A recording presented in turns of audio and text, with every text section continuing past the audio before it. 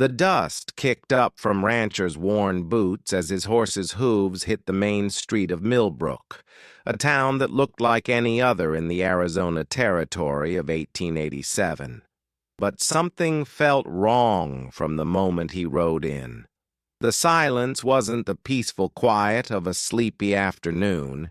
It was the heavy, suffocating silence of fear. Rancher, a weathered man of 43 with steel-gray eyes that had seen too much, pulled his horse to a stop outside the general store. He'd been riding for 3 days straight, looking for work and a place to rest his weary bones. Milbrook seemed like any other frontier town at first glance, with its wooden storefronts, dusty streets, and the usual collection of saloons and shops. But where were the children? In every town Rancher had ever visited, children ran through the streets, their laughter echoing off the buildings, their games spilling into every corner of daily life. Here, he saw only adults moving with quick, purposeful steps, their eyes downcast, their conversations hushed. As he tied his horse to the hitching post, Rancher noticed a small boy, maybe 8 years old, sitting alone on the steps of the church across the street. The child's clothes were clean but worn, his face pale and drawn. Most unsettling of all, the boy sat perfectly still, staring at nothing, his hands folded in his lap like he was waiting for something terrible to happen. "Afternoon," Rancher called out to the storekeeper, a thin man with nervous eyes who was sweeping the front porch with unnecessary vigor. "Afternoon, stranger," the man replied without looking up. "Just passing through." "Depends," Rancher said, studying the man's face. "Looking for work. Name's Rancher." The storekeeper's broom paused mid-sweep. "Work's scarce around here. Might want to try the next town over." Rancher glanced back at the boy on the church steps. "Quiet place you got here. Don't see many children around." The storekeeper's knuckles went white on the broom handle. "Children are well-behaved in Milbrook. We believe in discipline." Something in the man's tone made Rancher's skin crawl.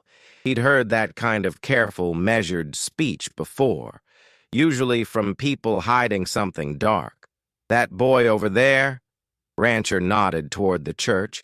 "He looks like he could use a friend." "Samuel's fine," the storekeeper said quickly. "His parents will be along shortly. We don't encourage strangers talking to our children." Rancher tipped his hat. "Understood. Mind if I water my horse and grab some supplies?" The storekeeper nodded, visibly relieved to change the subject. "Of course. Martha inside will help you." As Rancher entered the store, he caught sight of movement in his peripheral vision. The boy, Samuel, had stood up and was walking toward the back of the church with the mechanical movements of someone in a trance. No running, no skipping, no childhood energy at all. Inside the store, Martha proved to be just as nervous as her husband. She was a woman in her 50s with kind eyes that kept darting toward the windows as if expecting someone to appear at any moment. "You're new," she said. Not really a question. "Just rode in," Rancher confirmed, selecting some jerky and hardtack from the shelves. "Peaceful town." Martha's laugh was bitter and short. "Peaceful. Yes, that's what we call it." Rancher set his purchases on the counter and leaned forward slightly. "Ma'am, I don't mean to pry, but I've been in a lot of towns, and I've never seen one where the children are so quiet." Martha's hands trembled as she counted his change. "Mr. Rancher. Mr. Rancher, some advice from someone who's lived here all her life. Sometimes it's better not to ask questions. Sometimes the answers are more than a person can bear." Before Rancher could respond, The store door burst open with a violence that made both of them jump. A tall man in a black suit and white collar strode in, clearly the town's pastor. His face was flushed with anger, and his eyes immediately fixed on Rancher. "I hear we have a visitor asking questions about our children," the pastor said, his voice carrying the authority of someone used to being obeyed without question. "Just making conversation," Rancher replied evenly, not backing down from the man's intimidating stare. "Conversation can be dangerous in a small town, Mr. Rancher. Mr. Rancher, I'm Pastor Williams. I think it would be best if you finished your business and moved on. Milbrook isn't the kind of place that welcomes curiosity." Rancher pocketed his change and touched the brim of his hat to Martha, who was now pale as a sheet. "Thank you for the supplies, ma'am." As he headed for the door, Pastor Williams stepped aside, but not before leaning close enough for Rancher to smell the whiskey on his breath.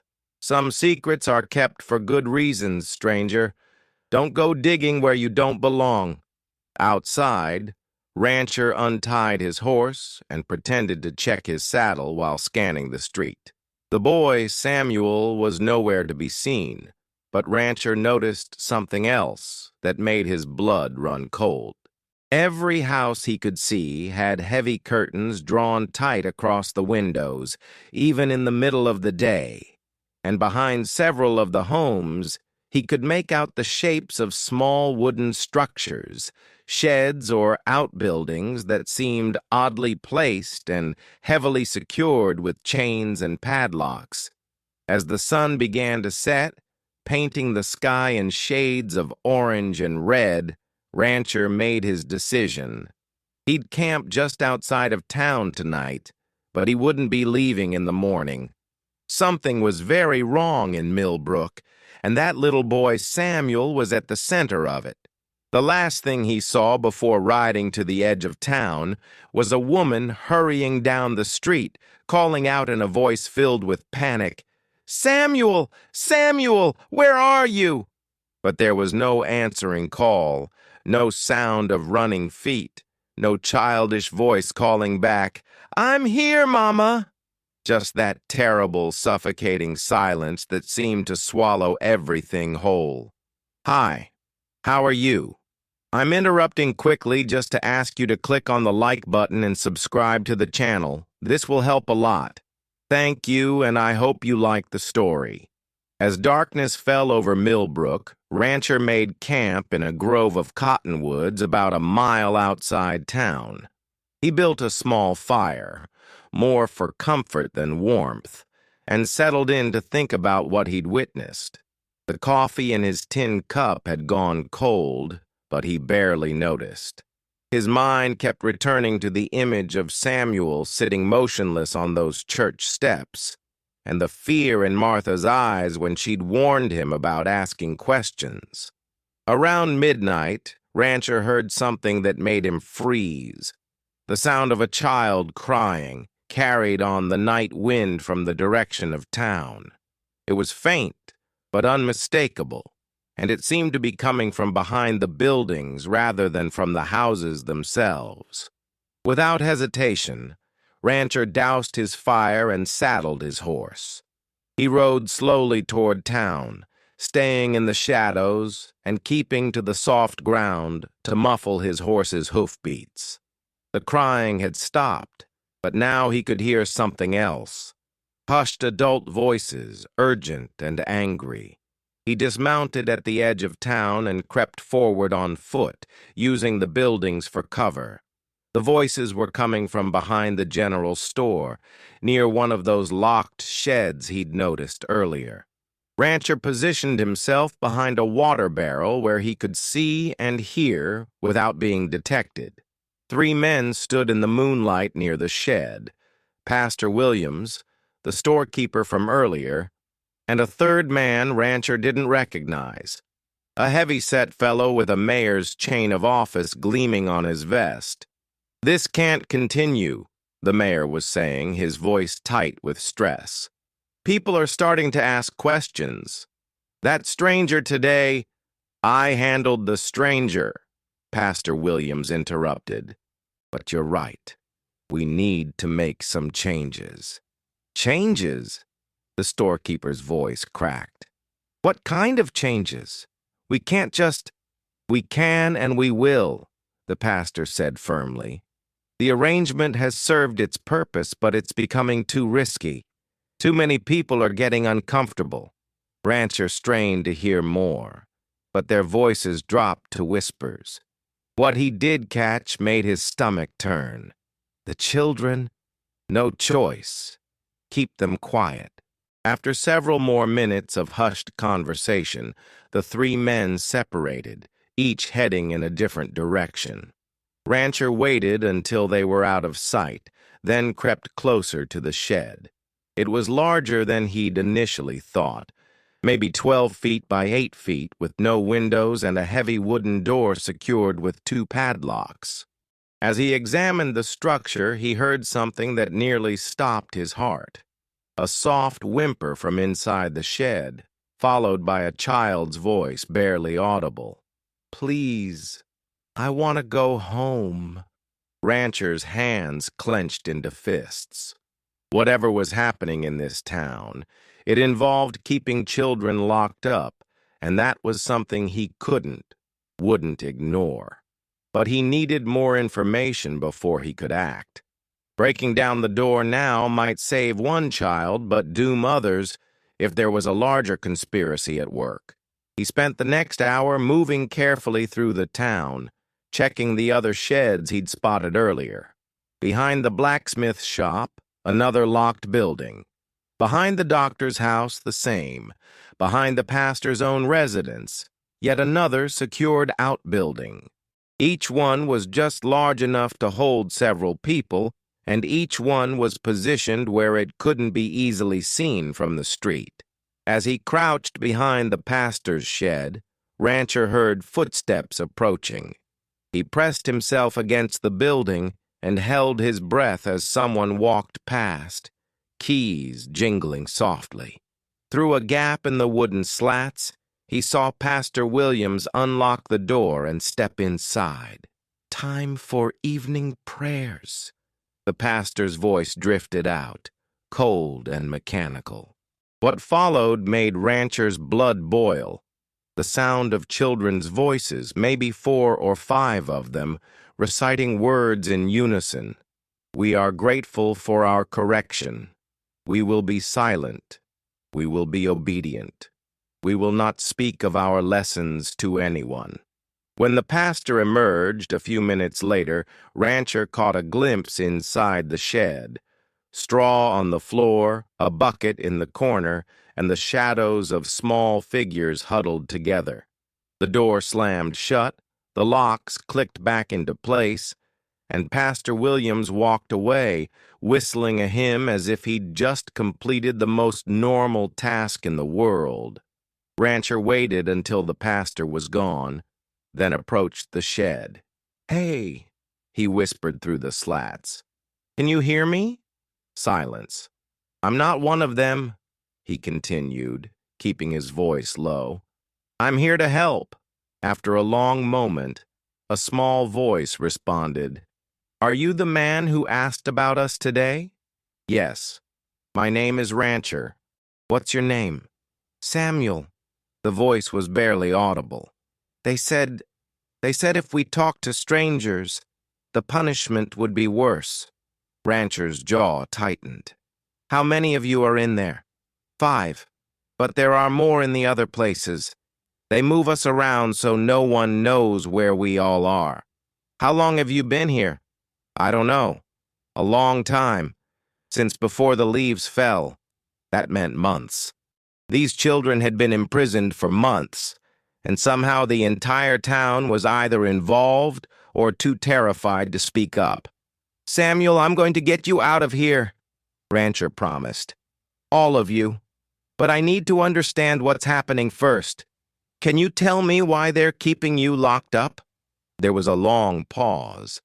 Then Samuel's voice came again, shaking with fear. They say we're being corrected, that we were bad children who needed to learn discipline. But we weren't bad. We were just being children. Who decided this? Who's in charge? All of them. The pastor, the mayor, the doctor, the shopkeepers. They have meetings. They say it's for the good of the town, that children need to be seen and not heard, that we were getting too wild, too loud. They say our parents agreed because they love us. Rancher felt sick. Your parents know you're here? Some do. Some don't. The ones who know, they cry when they think we can't see them. But they're scared too. They say if they don't cooperate, worse things will happen. The picture was becoming clearer, and it was more horrific than Rancher had imagined. This wasn't just abuse. It was systematic oppression, a town-wide conspiracy to break the spirits of children in the name of discipline and order. "Samuel, I need you to be brave a little longer," Rancher whispered. "I'm going to find a way to get all of you out, but I need to make sure it's safe first." "Can you do that?" "Yes, sir, but please hurry. Some of the little ones are getting sick, and they won't let the doctor help them. They say sickness is just another form of disobedience." As Rancher crept back toward his camp, his mind was racing. He was one man against an entire town, but he'd faced worse odds before. The difference was that this time, innocent children were depending on him, and failure wasn't an option. He spent the rest of the night planning, and by dawn, he knew what he had to do.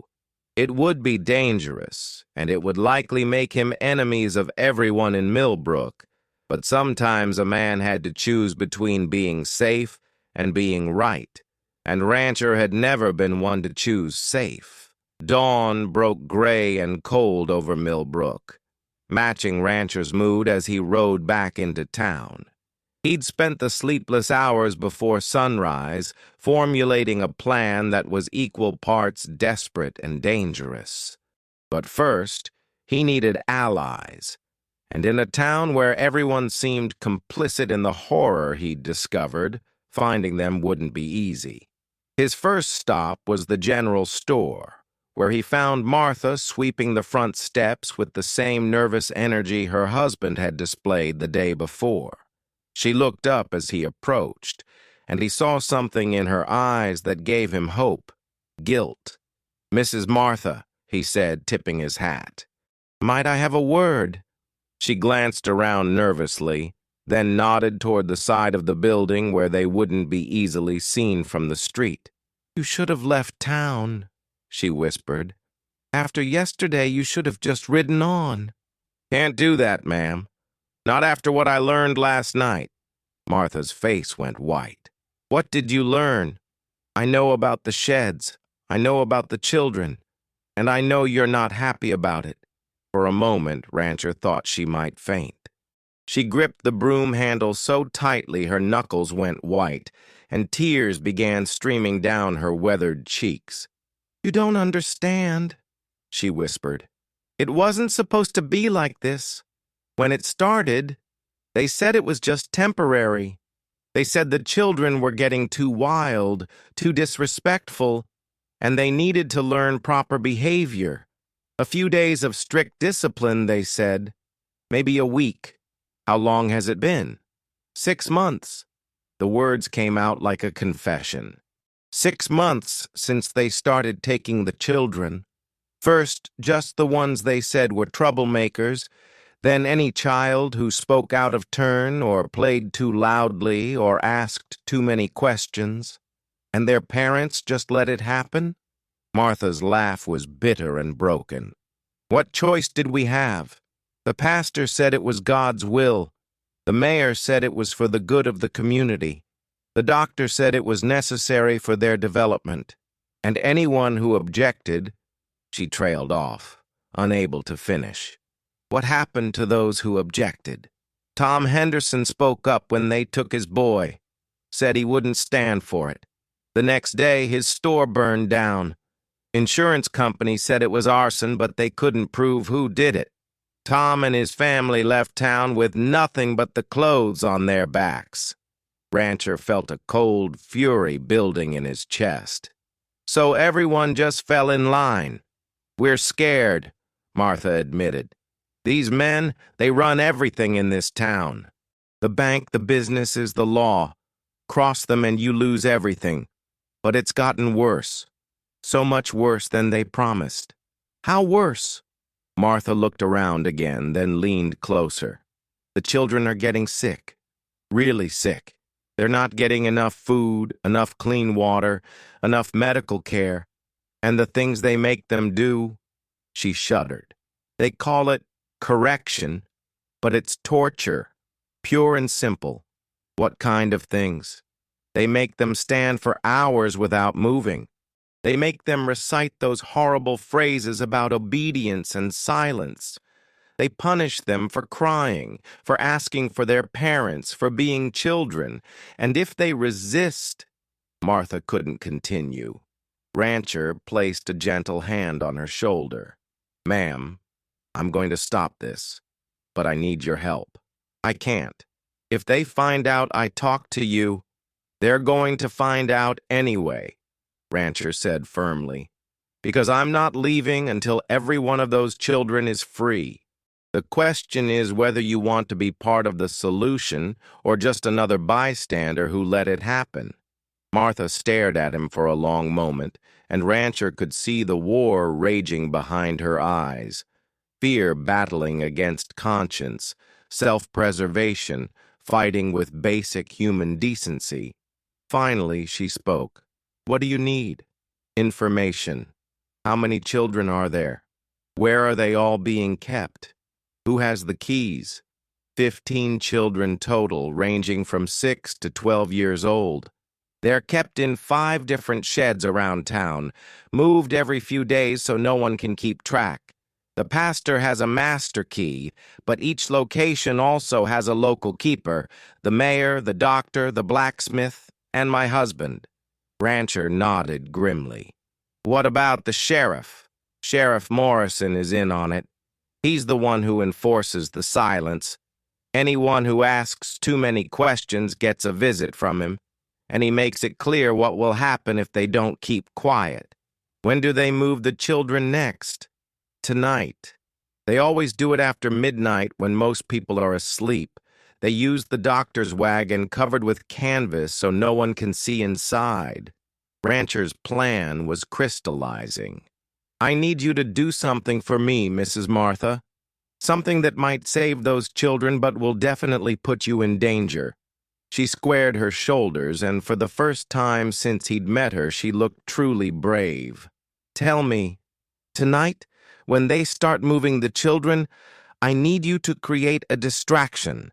Something that will draw attention, bring people out of their houses. Can you do that? Martha thought for a moment, then nodded slowly. The church bell. If I ring it at midnight, people will think there's a fire or some other emergency. They'll come running. Perfect.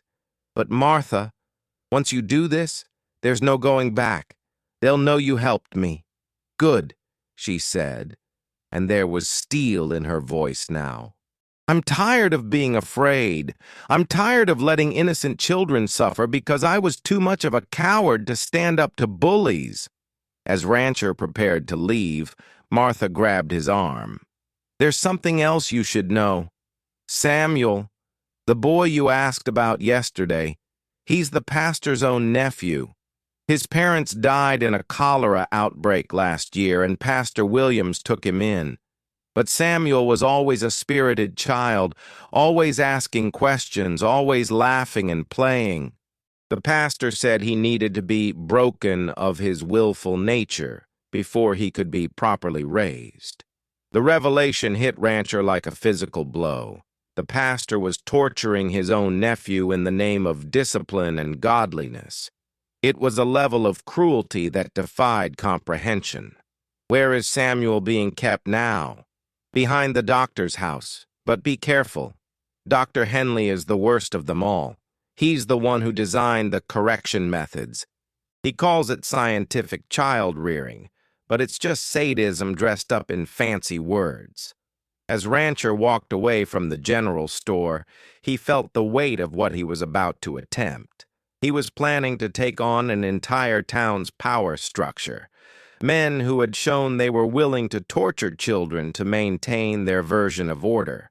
But he'd made a promise to Samuel and the other children, and he intended to keep it. The sun was setting as he made his final preparations. Tonight, the silence of Milbrook would be broken forever, and the children would either be free or he'd die trying to make it so. Either way, the nightmare was about to end. Midnight approached with the weight of destiny. Rancher positioned himself in the shadows behind Dr. Henley's house, watching the shed where Samuel and 4 other children were imprisoned. His heart pounded as he saw the doctor emerge from his back door, keys in hand, followed by 2 other men he recognized as the blacksmith and the banker. "Time to move them," Dr. Henley said quietly. "Pastor wants them all consolidated at the church basement tonight. Says we're getting too much attention with them spread out." Rancher's blood ran cold. If they moved all the children to one location under the pastor's direct control, it would be much harder to free them. He had to act now. As the doctor unlocked the shed door, Rancher heard the distant sound of the church bell beginning to ring frantically. Martha was keeping her promise. Within moments, lights began appearing in windows throughout the town, and voices could be heard calling out in confusion. "What the hell?" the blacksmith muttered, looking toward the center of town where the bell continued its urgent tolling. "Fire!" someone shouted in the distance. "Must be a fire." Dr. Henley hesitated, keys in his hand. "We should check." "No," the banker said firmly. "We finish this first. The children are more important than some fire." But their hesitation gave Rancher the opening he needed. He stepped out of the shadows, his Colt .45 drawn and aimed at the 3 men. "Step away from that door," he said quietly, his voice carrying the authority of a man who'd faced down worse odds than this. The 3 men spun around, and Dr. Henley's face twisted with rage. I should have known. Sheriff Morrison warned us about you." "Where is the sheriff?" Rancher asked, keeping his gun steady. "Dealing with other matters," the doctor replied with a cold smile. "You're outnumbered, stranger. There are more of us than you know."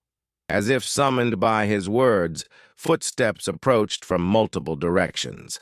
Rancher found himself surrounded by 6 men, including Pastor Williams and Mayor Caldwell, all armed and all looking like they were prepared to kill to protect their secret. "You've made a grave mistake," Pastor Williams said, his voice carrying the same authority he used from the pulpit. "This town has found peace through order, discipline through correction. You would destroy that for the sake of misguided sentiment." "I'd destroy it for the sake of 15 tortured children," Rancher replied, not lowering his weapon despite being outnumbered. "Tortured?" Dr. Henley laughed bitterly. "We've saved these children from lives of chaos and disobedience. We've given them structure, purpose, respect for authority. In 10 years, they'll thank us. In 10 years, they'll be broken shells of human beings," Rancher shot back. "If they survive that long." The standoff might have continued indefinitely, but then something unexpected happened. The sound of running feet approached, and Martha appeared around the corner of the house, followed by a growing crowd of townspeople drawn by the church bell. "What's going on here?" called out a woman Rancher didn't recognize. "Why are you all armed? And why is that shed—" She stopped mid-sentence as she saw the open door and caught a glimpse of the children huddled inside. Go home, Mrs. Patterson, Mayor Caldwell ordered. This doesn't concern you. But Mrs. Patterson didn't move. Instead, she stepped closer, and her gasp was audible to everyone present. Dear God, are those children in there? Are those our children? Sarah, a small voice called from inside the shed. Sarah, is that you? Mrs. Patterson's face went white. Tommy? Tommy, is that you, baby?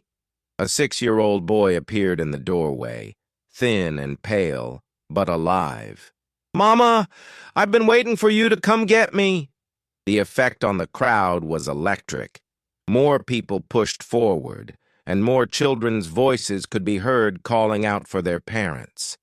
The conspiracy of silence that had held the town in its grip for 6 months began to crumble in an instant. This is what you've been hiding? Mrs. Patterson's voice rose to a shout. You've been keeping our children locked up like animals? It was for their own good, Pastor Williams insisted, but his voice lacked its usual conviction. They needed discipline, structure. They needed their families, another parent shouted. They needed love and care, not imprisonment. The crowd was growing larger and angrier by the minute. Rancher saw his opportunity and took it, holstering his gun and moving toward the shed. It's over, he said to the 6 men who had surrounded him. Your secret's out, and these people aren't going to stand for it anymore. Dr. Henley raised his rifle, but before he could aim it, the blacksmith, one of his own conspirators, knocked it from his hands. No more, the blacksmith said, his voice heavy with shame. I can't do this anymore. I thought we were helping them, but look at them. Just look at what we've done. One by one, the other conspirators lowered their weapons. The weight of their actions, hidden for so long in darkness, couldn't survive the light of public scrutiny and parental outrage. Rancher knelt in the doorway of the shed, his voice gentle as he addressed the children inside. It's okay now. You're safe. Your families are here. Samuel was the first to emerge, blinking in the torchlight like a creature emerging from a cave.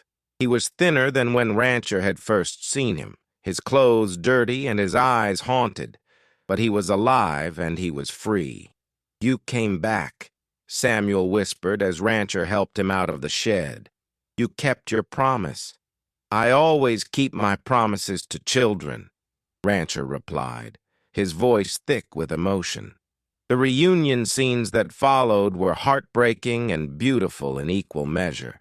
Parents who had been told their children were being corrected for their own good finally saw the truth of what that correction had entailed.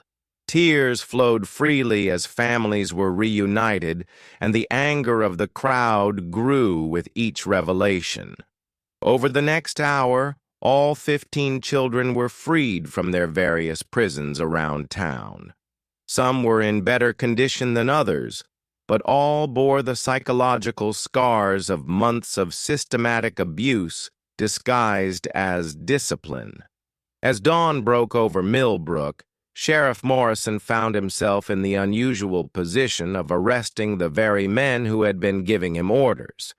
The evidence was overwhelming, the witnesses numerous, and the public outrage undeniable.